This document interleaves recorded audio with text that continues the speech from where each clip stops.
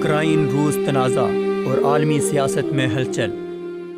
Ukraine کی قومی assembly نے 30 روزہ مارشل لا پر مبنی آرڈیننس کو منظور کر لیا ہے۔ 330 اسمبلی ممبران میں سے 276 کے مثبت ووٹوں سے منظور ہونے والے اس آرڈیننس کی روح سے مارشل لا 28 نومبر کو مقامی وقت کے مطابق صبح 9 بجے شروع ہوگا۔ مارشل لا یوکرائن اور روس کے ساتھ سرحدی علاقوں سمیت بعض علاقوں میں نافذ العمل ہوگا اور اس کی روح سے آئین کی 11 مختلف شقوں میں درج بعض بنیادی حقوق اور آزادیوں کو محدود کیا جا سکتا ہے۔ محدود کی جا سکنے والی شقوں میں ڈومیسائل کی رعایت، خبر رسانی اور مواصلاتی آزادی، شخصی و عائلی زندگی کی استثنائیت، سکونت کی آزادی، اظہار بیان کی اور فکری آزادی، انتخابات اور ووٹ کا حق، جلسے جلوس، احتجاج، اقتصادی اور تعلیمی حقوق بھی شامل ہیں۔ واضح رہے کہ یوکرائن کی اوڈیسا بندرگاہ اور میریوپول کے جانے کے لیے 25 نومبر کو عازم سفر ہونے والے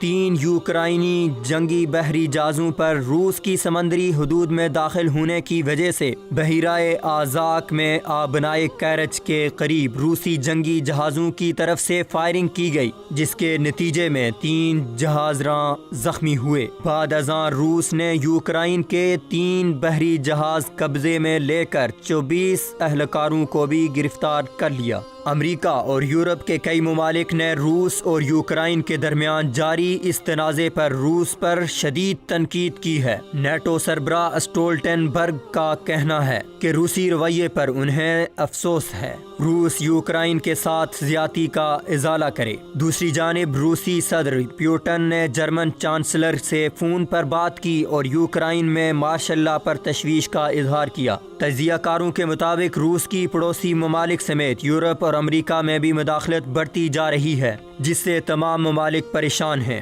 یہی وجہ ہے کہ برطانیہ کے نئے آرمی چیف نے روس کو برطانیہ کے لیے داعش سے بھی بڑا خطرہ قرار دیا تھا۔